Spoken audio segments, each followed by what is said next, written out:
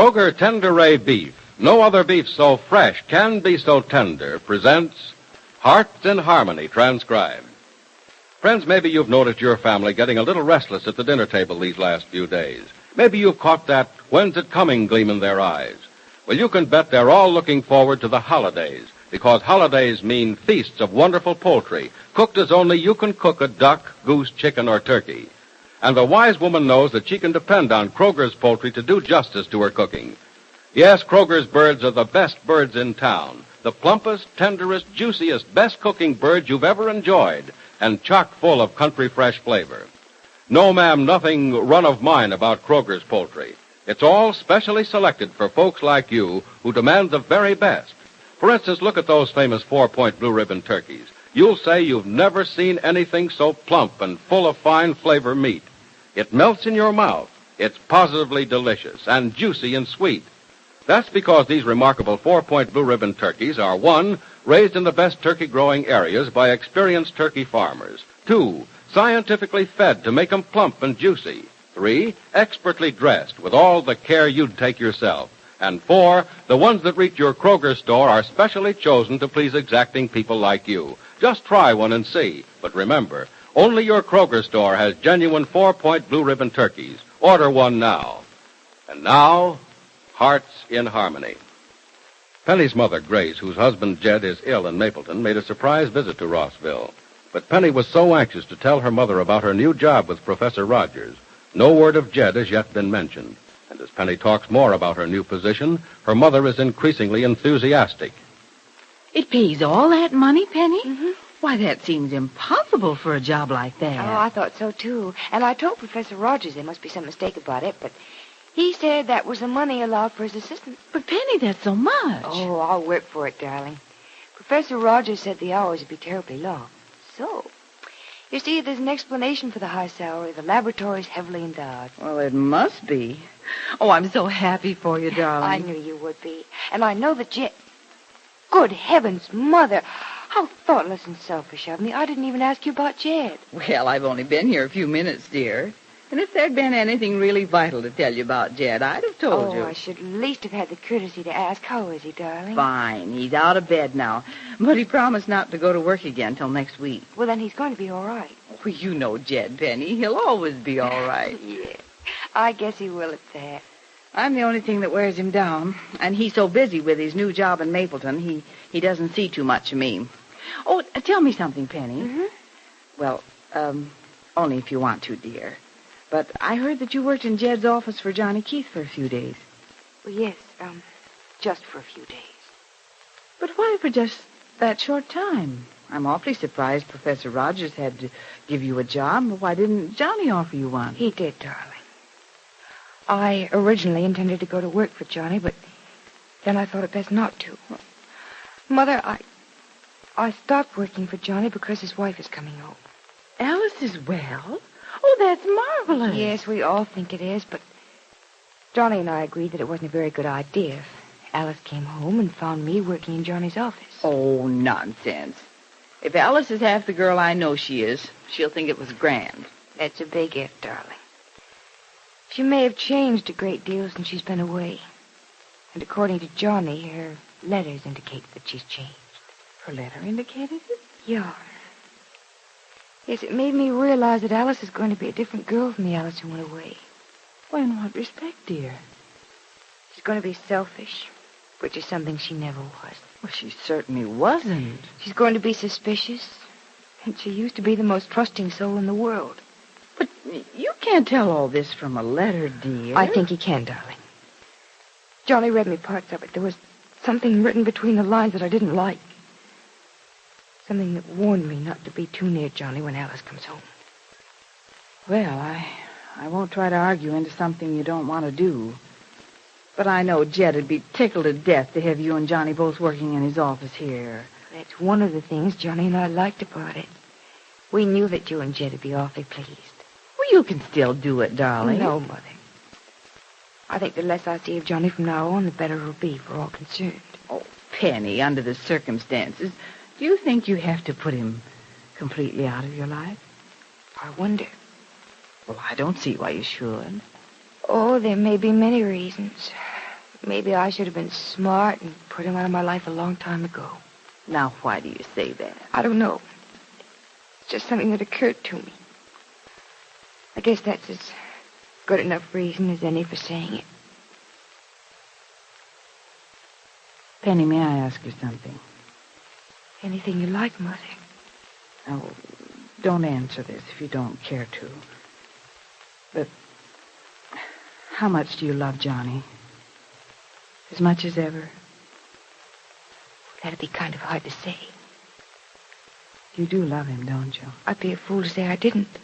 But do you love him as much as you used to? No, I don't. Well, then everything will be all No, right. Mother, you didn't let me finish. I love him more now than I ever did before. Oh, darling, I'm sorry. So am I. Now you see why it was so important for me to quit my job at Jed's office with Alice coming home. Yes, darling, I do.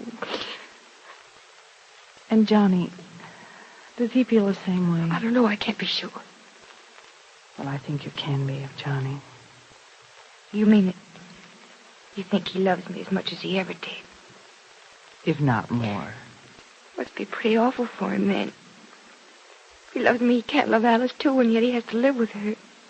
Oh, I think he loves Alice. I'm sure he does, Penny. Well, how is that possible? Oh, I don't know how to explain it exactly, but there are ways of being completely in love with one person and in love merely to a degree with another. Well, is that degree enough to make him happy with Alice? To make Alice happy with him? Oh, there are many successful marriages based only on the slightest degree of love, darling. Successful? To all outward appearances, as far as the man and woman involved can tell from each other's actions. Where the difficulty, the heartache and suffering are is inside. After a few years, even that goes away, too. What is there in place of it? Nothing. An emptiness. But it's an emptiness that isn't noticed by either of them, because they've forgotten what it was like to feel differently. Oh, how awful. Well, oh, I hope they are in love with each other, terribly in love.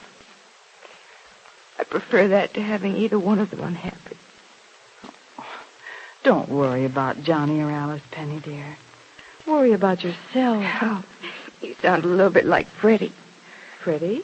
Freddie Lang. Oh, yes, I'd almost forgotten about him.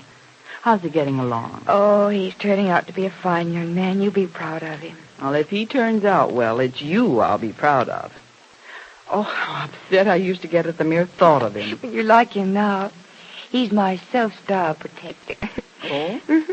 He even started lecturing to me about thinking of myself first and others later. Well, that's very good advice, if it isn't carried too far. I know, but Freddie wants me to carry it out 100%, of course. But that's Freddie.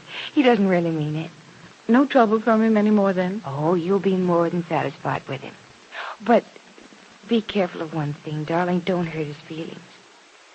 He has sudden lapses into his old belligerent self when his feelings have been hurt. Oh, thanks for the warning, dear. I'll be on my guard. Well, he doesn't get violent, just a little bit stormy. Of course, if he asks you to go to a movie, go if you feel anything at all like it, will you?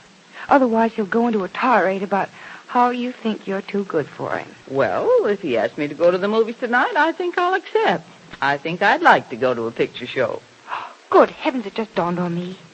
I shouldn't go to dinner with Professor Rogers now that you're here. You'll go to dinner with Professor Rogers, and there'll be no arguments about it. No arguments about it.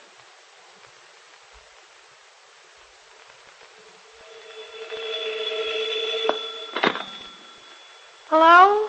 Hello, may I speak to Miss Gibbs, please? I'm sorry, sir. Miss Gibbs isn't in. Oh, I see. Well, this is Professor Stuart Rogers. Who's this? This is Nora. Oh, hello, Nora. I've heard about you. I'm Freddie Lang's uncle. Oh, you're the handsome professor. I've heard about you, too. Well, if you heard handsome, Nora, someone was telling you about the wrong professor, I'm afraid. Oh, no. Look, when will Miss Gibbs be in? Well, I don't know, Professor Rogers. She and her mother went downtown to buy a new hat. Oh, crickets, I shouldn't have said that, maybe. To buy a new hat. Yes. I see. Well, I'm glad you told me, Nora. I think I know why, too. Yes, sir. I guess you do. Look, Nora, would you do me a favor, please? Oh, yes, Professor, if I can. Well, don't tell Miss Gibbs I phoned. It wasn't for anything important anyway. No, sir, I won't tell her if you don't want me to. Well, I don't want you to. All right. And now you be a good girl and keep that promise, will you? Oh, crickets, yes, Professor Rogers. I'll keep it. That's good.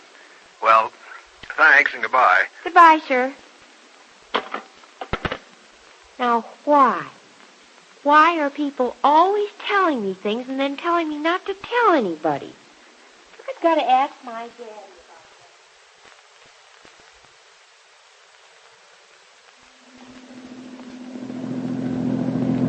Oh, Professor Rogers, it's been a wonderful evening. Oh, I've enjoyed it too, Miss Gibbs. I haven't bored you.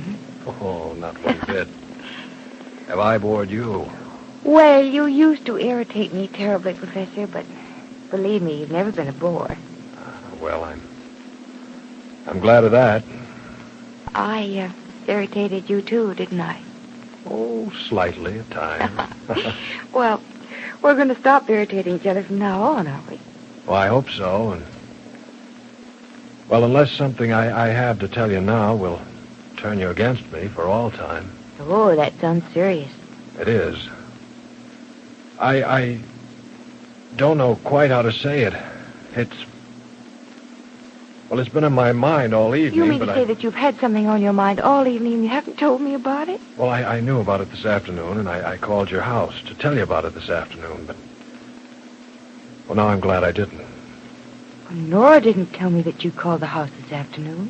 Well, I made her promise not to. I knew you'd want to know why I was calling, and... Well, I saw no reason for both of us to have an unhappy evening. Oh. Then you've been unhappy this evening. Oh, in one respect, Miss Gibbs. It really was a pleasure being with you, and I hope we can have more evenings together for a long time to come. But, well, Miss Gibbs, there's something about the job I have to tell you. Well, go ahead. Tell me.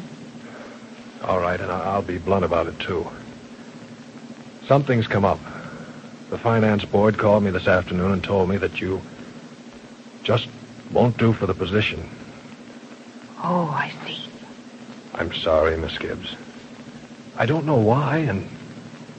Well, they wouldn't tell me why, but... I'm afraid you've lost your job. No, Professor. No, I don't think I've lost it. It seems to me that I never really had it. So Penny Gibbs is out of a job again. Why did the finance board refuse to let her have it? Be sure to listen to the next dramatic episode of Hearts in Harmony. What do you look for in poultry, madam? Do you like firm, sweet-flavored, tender meat? Do you like juiciness? Do you go for that hard-to-describe but easy-to-taste country fresh flavor?